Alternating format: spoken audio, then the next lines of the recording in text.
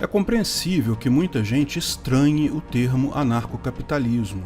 Existe uma série de motivos para isso. O primeiro deles é que trata-se de uma combinação de dois termos que, historicamente, são encarados como extremos contrários da balança ideológica. O anarquismo de Proudhon e principalmente o de Bakunin são claramente de esquerda, pregam a abolição da propriedade privada. Inclusive foi Proudhon que encunhou a frase propriedade é roubo, por exemplo, portanto algo na extrema esquerda. Enquanto o capitalismo é visto como extrema-direita, baseado totalmente na propriedade privada e na acumulação de capital.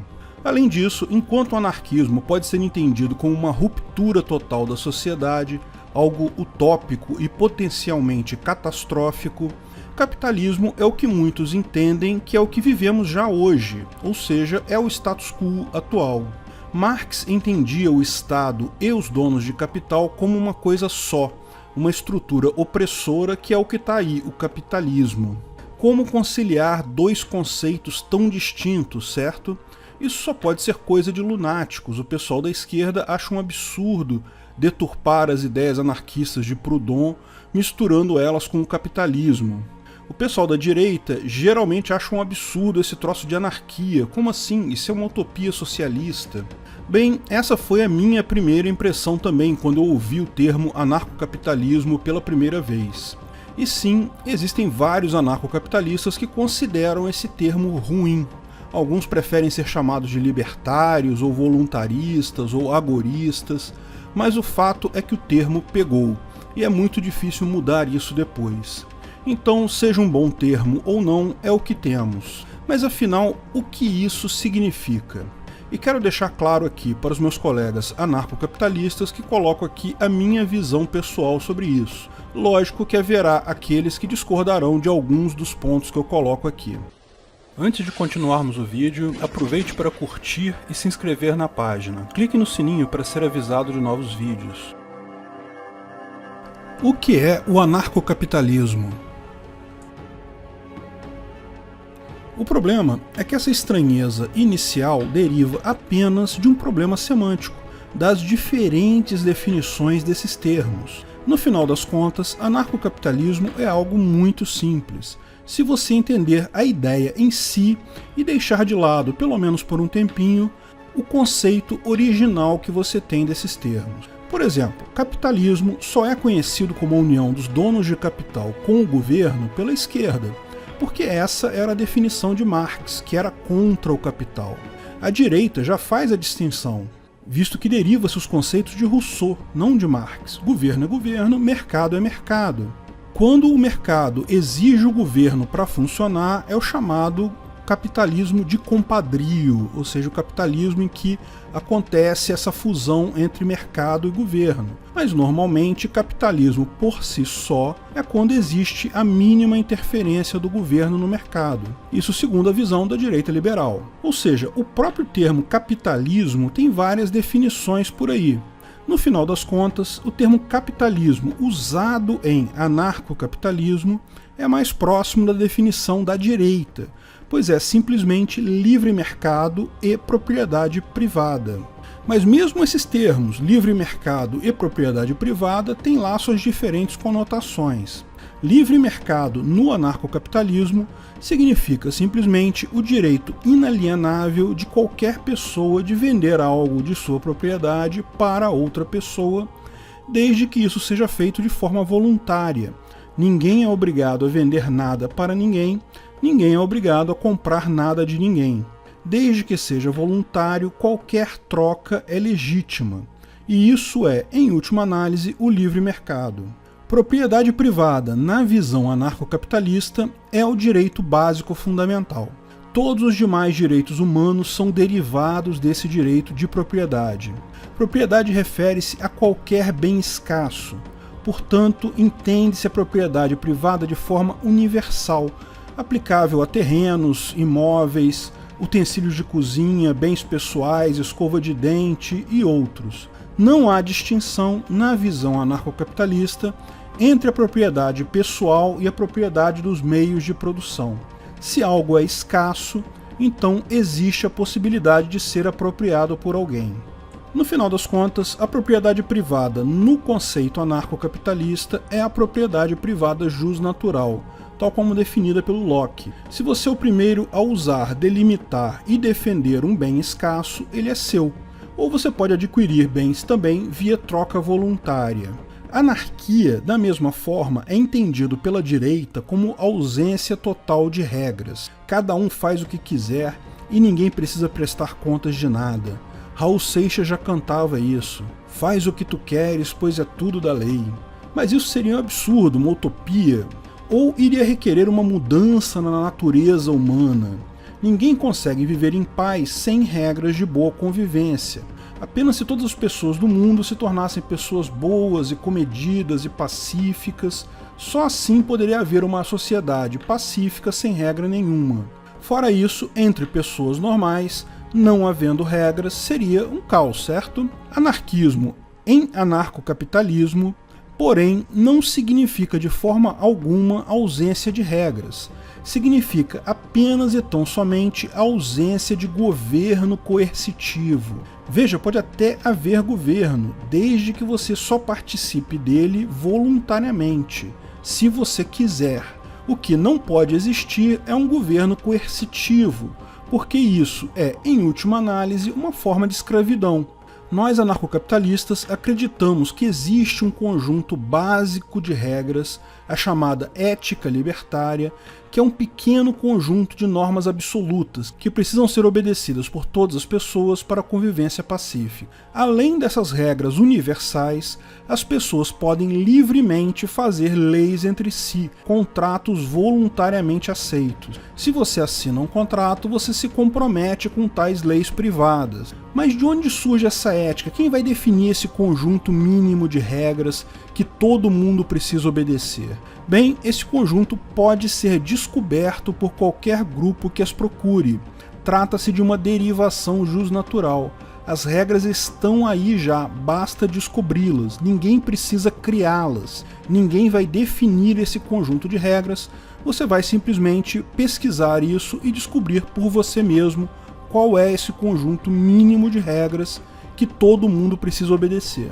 Qualquer conjunto de pessoas que se dispuser a encontrar de forma lógica um mínimo de regras que permita a convivência pacífica vai fatalmente chegar a um conjunto de regras muito parecido. Quanto mais gente entrar nesse grupo, maior a tendência desse mínimo de regras absolutas se resumir à ética libertária. Alguns anarcocapitalistas consideram ser possível até derivar logicamente, a priori, quais seriam essas regras. O exemplo mais avançado disso é a chamada ética argumentativa. Tem um vídeo no canal sobre isso, o que é a ética argumentativa. Note que não estamos falando que a totalidade das regras serão parte dessa ética universal. Ela é apenas um pequeno conjunto de regras. Nem estamos afirmando que a totalidade das pessoas do mundo irão concordar com o exato mesmo conjunto de regras. Apenas que esse conjunto existe e a tendência, quanto mais pessoas procurarem esse mínimo ético, mais nítido ele se torna.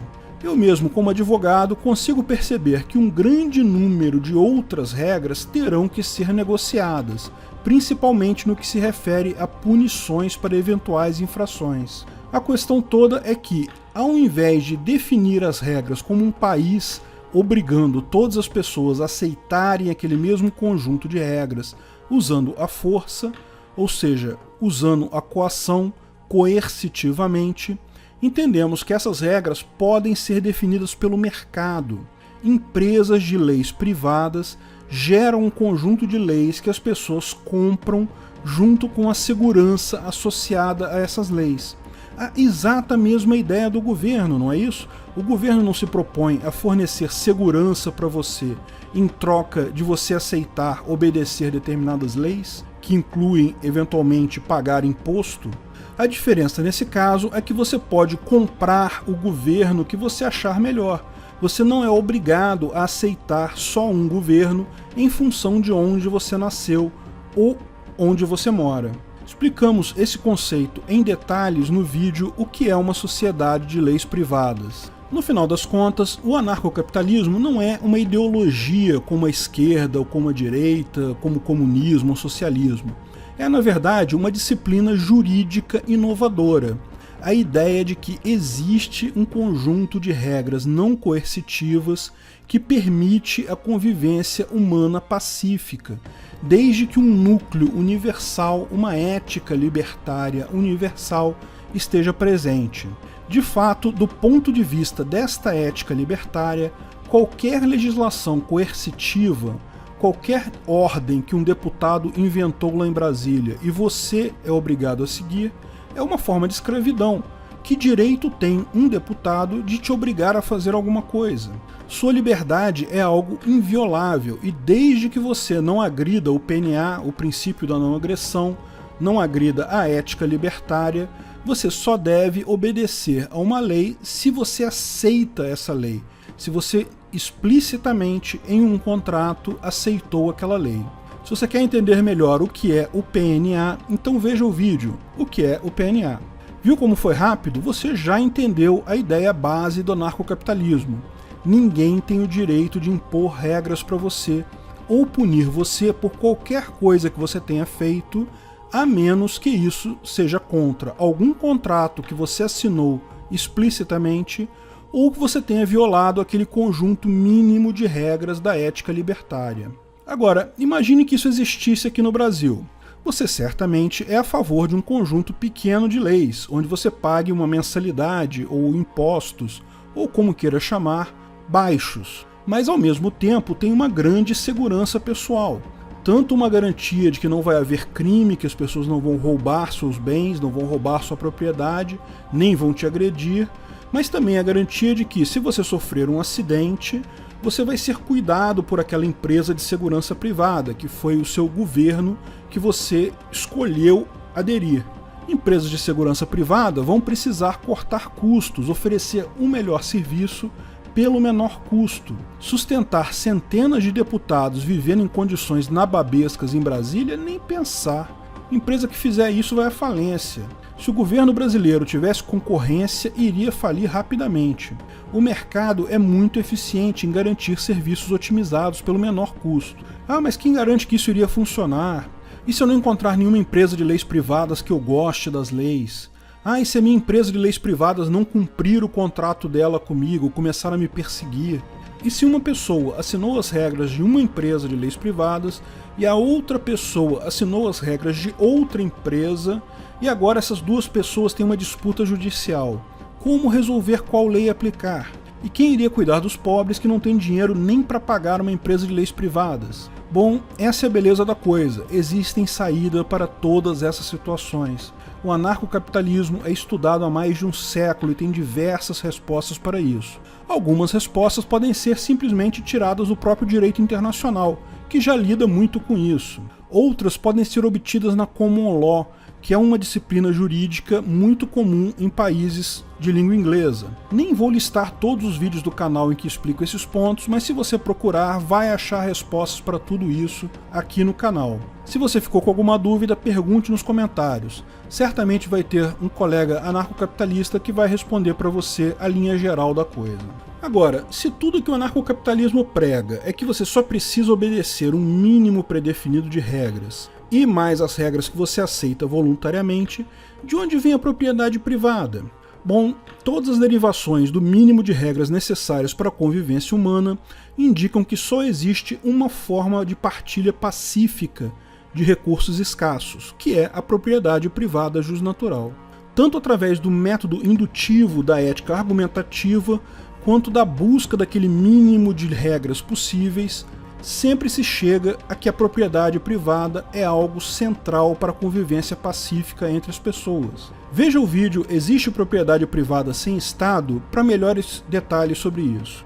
E de onde vem o livre mercado? Lembre-se, se você não fere a ética libertária, você pode fazer o que você quiser, você pode vender o que quiser para quem quiser, usando o que achar melhor como dinheiro. Desde que nenhuma das partes seja coagida, o livre mercado é uma decorrência lógica da ética libertária. Então, ninguém pode impedir ninguém de ter uma arma, comprar ou vender uma arma. Da mesma forma, ninguém pode impedir ninguém de ter drogas, comprar ou vender drogas. Se você não gosta do comércio de armas ou do comércio de drogas, a alternativa que você tem é buscar uma empresa que tenha tais regras, buscar uma região em que muitas pessoas subscrevem a tais regras, ou convencer pessoas a assinar tais regras também em sua empresa de leis privadas. O importante, e isso é muito importante, por mais que você não goste de armas, por mais que você não goste de drogas, você não tem o direito de impor essa sua vontade a outras pessoas. Impor a sua moral a outras pessoas fere a ética libertária. É buscar pensar antes em obedecer à ética libertária e só num segundo momento se isso seria melhor ou pior para as pessoas. Porque a visão é que, sem a ética libertária, estamos vivendo em escravidão e ninguém tem o direito de impor regras a você a menos que não exista absolutamente nenhuma outra forma de manter a convivência pacífica. Historicamente, o anarcocapitalismo deriva do justnaturalismo, que vem desde lá de Bastiat, John Locke, Rousseau inclusive, e tantos outros. A teoria evoluiu em paralelo com a escola austríaca de economia, do Hayek, Mises e outros, mas foi Murray Rothbard que uniu as duas escolas de pensamento, gerando a ideia do anarcocapitalismo. Tem um vídeo sobre essa história no canal também. Quem inventou o anarcocapitalismo? Você pode ser religioso e libertário? Claro, a maior parte das pessoas religiosas já segue a sua fé, mas não força outras pessoas a também seguirem a sua mesma fé. Se você não obriga outras pessoas a seguirem algo que você acredita, você é um libertário.